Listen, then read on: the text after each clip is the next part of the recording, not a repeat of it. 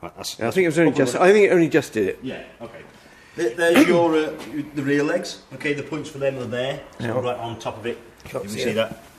I started. I am recording. Yeah. Yeah. I see. The Yeah, got it. head there. Yeah, I got Obviously, it. that's what I've got. I've got the drill. You've got one of these things. Yeah. Yeah. So I have one. Yes. That's good. So and I may have this. I'm going to check it. Yeah, I think it does make life a lot more easier. Yes, that's right. Yeah, I find it for everything else at home. Yeah. Okay. Yeah. Good. Down this side, I've got my torque spanner. It is very important that you are checking the wheel nuts regularly. Okay, the last thing you want is wheels coming off. Right. Obviously, if something with two wheels and you lose one, it's not going to be good. Okay, and it's going to be expensive. And well, those tyres look new too, don't they? They possibly are. If they're past a certain date, they tend to say change them every 5 years. Right. If they're pretty close to that date, we do change them. Yeah, they look new. Yeah, good. Like, just going back to the wheel nuts. Yeah. It is 115 newton meters, so if you've got a torque spanner, which obviously I've got there, it's either that or you use your wheel nut wrench just to make sure they are tight. Right. Okay. It's probably better if you do get a torque wrench, but... How do you use it? Could you just show me? Yeah, sure, yeah. So what you've got on there is the settings. So that's the newton meters there. So normally what you do is slacken that off. So it depends if you've got one similar to this. I haven't actually set it up for this one as yet. So you can see there's certain... It's only obviously goes certain one, so it won't be the exact one. Yeah. So this is 115. Yeah. So I get 0... That's 0 next to 112. Yeah. Then obviously just add 3 for the 15. Right. Okay, which is there. Right. Then you just tighten that up. Okay. And all you do is just put that on there and it'll I see, right. click to say that's it. That's it. That's enough. Well, that sounds like a good idea. I will check that later. That's why I've got the spanner ready. Okay. I'll check that later. Okay. Yep. One outside lock you've got apart from obviously your gas locker. You've got a 240 outlet in. Right. Okay, so if you want to use something in there, if you've got an awning, you can put power into there. There is a little escape for the cable there, look. Right, yep. So obviously make sure it's lined up with that and it should feed wherever you need it. Yeah, that's good. Yeah. Okay. Excellent, yeah. Right, happy with that? Yep. Right, yep. I'd like to go inside and we'll do you have to tighten these up or not really? It just pulls out, does it? That, yeah, what you've got, it's lockable. So I've got the keys, but all you do is just press them buttons. Ah, right. Okay. Yeah, got it. Okay. Okay. Yeah. I'd like to go inside. Okay, I'll go inside then. Sorry about that. That's all right. I'll put my slippers on because I'll get shouted out. Yeah. Sorry. I usually do. Right.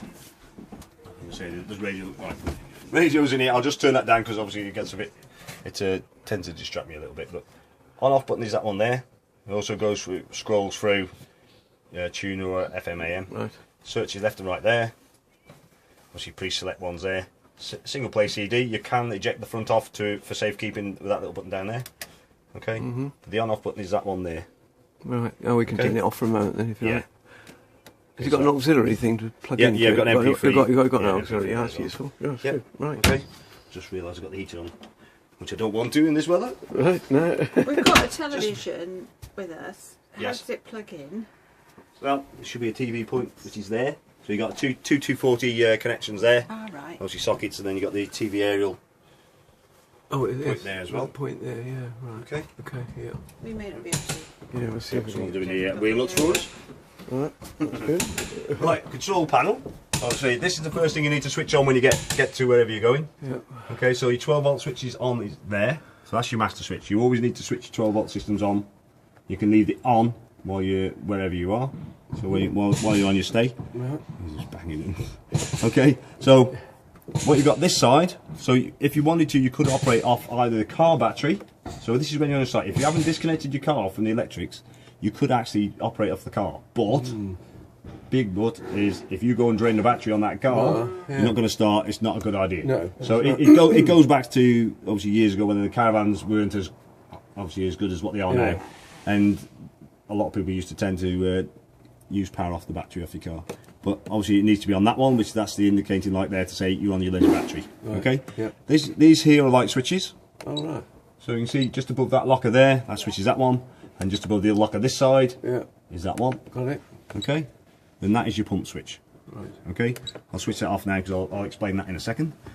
Okay. Yep. So you've got on your main screen. It says right. If I press that tick button there, it tells me the voltage of your battery. Yep. Okay. It's showing an internal temperature, time, if that's correct, which is not, and then also your date. Right. Yes. Okay, if you want to change anything, press and hold the tick button until it goes to the next screen. There we go. So you could change your clock and date from there. Right. Scroll, you can have set an alarm clock if you wanted to. Right. Freshwater tank, which it hasn't got, so obviously that doesn't apply to this one. You can set an alarm to come on when the battery gets low. Obviously it's off at the moment. And every time I press that button it goes beep. You can change the beep off if you wanted to. Right. And then your brightness of your screen is also, you can change that from high to low as well. Right. So any of them ones there, if you wanted to change, just press that one. Yeah, it's that one. So you just press that up and down on the each one, press it again, next one up and down, press that up and down. Okay, yeah. Okay? Yep. So when you get to the end, that's it, then you can go up and down and do the next one. Yep. So it's that one's the operation, then that one just brings it back to your main screen. Right, got it. Okay? Yes. Happy with that? Yes. Okay. Understand that. Once you've set that, obviously switch to 12 volts on. Normally the first thing you do is get the water system up and running. So don't switch your water pump on straight away. Right. Okay. Reason for that is, one, you've got to turn the drain off. If you drain the boiler, which it should be down in this corner. If you drain the boiler, I'm not being able to talk very well today for some reason. It must be the heat, I'm not used to it. Right. Normally you will drain the boiler down each time. So when you're leaving, you tend to, well I do, drain the boiler. So when you get to your next site, you need to close the tap, which is that one there. That will drain, that yellow lever there. Oh yeah, I've got it now. That will drain your boiler and your water system. Yes. The position that is in at the moment is allowing water to run around the system. Yeah. If I lift it up to that position, it will drain it onto the ground outside. Right. So obviously in winter, you definitely have to do that. Make sure it's lifted up and open the taps to centre. Right. And it will drain the water out. I tend to do that when I'm leaving site. So as I'm travelling home, the movement of that, as it going down the road, will help the water to come out of the system. Right. Okay? Yep. So what we're going to do now is obviously set it up. I've already set it up ready, but I'll just go through the process just to show you. Yeah. So close. Make sure that valve's closed. Closed, right. Yeah, so it's in that position. Yes. The taps are closed also, because if you drained it previously, you would have left them open. Right, yep. So you need to shut them. Also make sure the tap's in the correct position. You see where this can go? Yes. If you've left that open, and you start up, put that pump on, you're going to get water where you don't want it. Right. Yeah. Okay, so make sure it's over the top of the bowl. Closed. Down. Same with your bathroom. Yeah. Okay. Then you can switch the water pump on. Yeah. You just press that button there, light comes on. Yeah. So what we're going to do now is purge the air out of the system, because obviously if we've drained it, there's just going to be air in there. So what I do, open the tap to the cold side of your tap. What you'll have is a lot of spluttering. Obviously I pull that pipe out, so we should get a spluttering any second now. So what you'll normally see is that. Yeah. So when that's gone, so once you've got a solid stream, then what I do is turn it across to the hot side. Open it up, it'll be doing exactly the same. But what you've got to remember is that tank, which you're trying to fill. This is actually trying to fill the hot water tank, which I have already. Yeah. Also done obviously the steam. So what I'm doing is getting the air and filling the hot water tank. Okay. What you remember is that is a 10-litre tank, so there's going to be 10 litres of air trying to get out through this tap. So that's what you're trying to do, is purge the air out of the system. So open the tap until you've got a solid stream. Once you've got a solid stream of water there, no air coming through, you can close it. That has then filled your hot water tank. Okay? If you see the steam that was coming off that just then, it's not instant heat. Okay? It's not turn the tap on, there's heat there. It will take, say, approximately half an hour to warm up. But obviously I've had it up and running, ready to make sure it is working. Okay? Yeah, good. So next we can now heat the water. Okay? So once we've got water in the tank, do not try to heat the water without any water in there, because it's like boiling a kettle with no water in it, it's going to damage it. So just inside this little locker here. Yes. Oh, right. Right, got battery charger. Okay, so you need to switch that on. You've got 240 connected, you need to switch that on, because that will charge your battery. Right. Okay? Yeah. Water heater, so that's water heater on electric. Yeah. So obviously make sure that is switched off when you drain that boiler. Right. Even though when you unplug it at 240, it will obviously disconnect the electric. But you plug the 240 back in at your next site, it will automatically start heating. So you need to, I'll switch it off now, so I don't forget. Okay, so that is, once you filled your hot water tank, switch your water heater on. Right. That's electric. Yes. Okay, and that one there we got is for the space heater, which is room heater. Yeah. So I'll explain that a little bit in a minute. Right. Okay, so water heater on electric. Yep. You can also operate on gas, which is this one here. Okay, as I said outside. So you can operate on electric, or gas, or both. Both, right. Okay, to operate the gas is the outer ring. You see that little flame there? turn the outer ring, you'll see a green light inside there. Yeah. If it turns red, that means it's failed to light. Okay? Right. The reasons why it's failed to light, okay, is 1, you haven't turned your gas on. Yeah. 2, you haven't got the gas because you've run out. Or 3, you've left the cover on, so you need to make sure you take the cover off. All right. And also 4, if you don't operate it on gas very often, which a lot of people don't, because when they're connected to electric, they're going to use electric. You pay for your pitch. Yeah. The electric comes with it. You're going to use electric. Yes. Okay. Right. You're not going to be using your gas, which is costing you more money. Yeah. But every now and again, just fire it up on gas. Just make it easier to light in the future. Right. So if it does fail, it goes to red.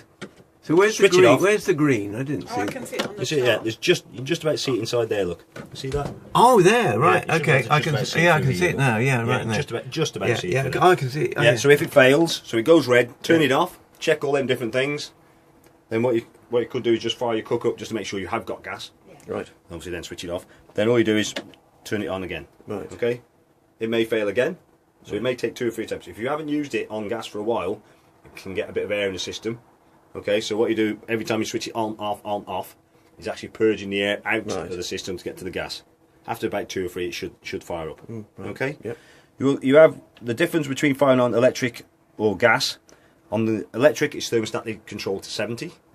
On the gas, you have got more control over temperature. So if you're just running on gas alone, you could drop it down to 30 degrees if you want to, 40, 50 or 70. Right. So is that just the heating? That's or- water. That's Oh, water. it's That's just just water heating the alone. water, that is. Right. Okay? Yeah. Okay? If you see, obviously there's a control very similar to that one Yes, right above love it. it. If you see that, it says Ultra Store. So you imagine that Ultra Store storing your water. Ultra Heat is heating your room. Okay, so that's the difference between the two. This one is gas. That's water heat on gas. That says 230 volt. So that is actually for your electric on your heater. Okay? So if you're happy with how to heat water. You're happy with Yes, that? So yes. if you've got your electric in there, gas there. Yeah. Okay? Yeah. And Just what turn about that. getting the gas on the cooker? Yeah, I'll show you cooker in a minute. It's totally separate from that. Right. Yeah, Oh, it so is. Good. yeah, okay. So yeah, that if turning that does absolutely nothing for your cooker. Okay. The only obviously I'd probably slightly confused by saying operate the cooker Yeah. is just to show you've got You've got gas. gas, right, You've got yeah. gas. If there's gas burning on your cooker, you know you've got gas. Yeah. So in theory, it's something else that's Yeah. stopping it from lighting. Yeah. Yeah. Okay. So next thing is your room heater or your fire. Yeah. Okay, you can operate that on electric or gas, not both. Right. So to run it on electric, you need to switch on there. Right. Okay. Yeah. Got it. Space heater. That one. That's on. And then operate this one here. So that has also got a green light in it. That doesn't mean it's gas. No. Okay. It just means it's got energy. Yes. It's very confusing because they look Yes, very yes, similar. yes, yeah. But if you look on it, it says 230 volt yes, there. Yes. The outer ring turns it on. So 0 lines up with that. Yeah. That is off. You've got the options of 500, 1,000 or 2,000 watts. Right. So if you imagine like a 3-bar fire. Yes. Right. Yeah, so it's like 3 elements. Okay, 2,000 obviously being the hottest. What that will do is heat an element up inside this fire. Okay, you have also got a thermostat. So in the centre there, if the 9 is lined up with that 0, that's the hottest it's going to be. Yeah. Obviously 1 lined up with it, then obviously the coldest of it. Right. Okay, Yeah. so that will be heating element there. Yes. If you want to operate on gas, it's this one here. Right. Okay, so if I turn that now, can you hear that clicking? Oh yeah. Yeah, that's the igniter ready to fire. All you do is just press down on that, releases the gas. This ticking stops because obviously it's lit the gas. If I take my finger off and it starts ticking again, it means it's failed to light. Yeah. So you need to press and hold it down again until it lights. Okay? If you look in this window here, you should be able to see a blue flame somewhere. You can see through there Yeah. at an angle. You should be about that angle there. You should be able to see Yeah. see the flame. Well, I can't see it. No, you've got to be looking about this angle, looking down there. I'm looking down. Yeah. It's difficult to see. Oh, I Sometimes. can. Yeah, I can see it now. Yeah, I got my eye on it now. That's it. Yeah. Sometimes you're looking, you just got to get it at the right angle. You got to get your eye in. Yeah. Video Obviously there. that's your control there. So the narrow bit is where you're pointing. So 10 is obviously the hottest. Yeah. When to switch it off, bring it all the way back around. So the thinner end All right. is just past 0 there. Okay. Okay. Yep. This side of it is your fan. Okay. Yep. This is independent from both heating, so you can use it with either heating or you can use it on its own, as it is doing now. That is fan off. Yes. That side is thermostatically controlled fan. Okay. So that goes up and down with the heat. This side is your manual fan. You can see that control there. Yeah. Obviously that speeds it up. You can use it without heat if you wanted to, but the reason why obviously you want one of these, need the fan running, especially when you've got heat, is there's vents. If you can see there's 2 at the front there should be some in your bathroom as well. Yeah. If you don't put the fan on, it obviously won't be pushing out the heat either end as well. Right.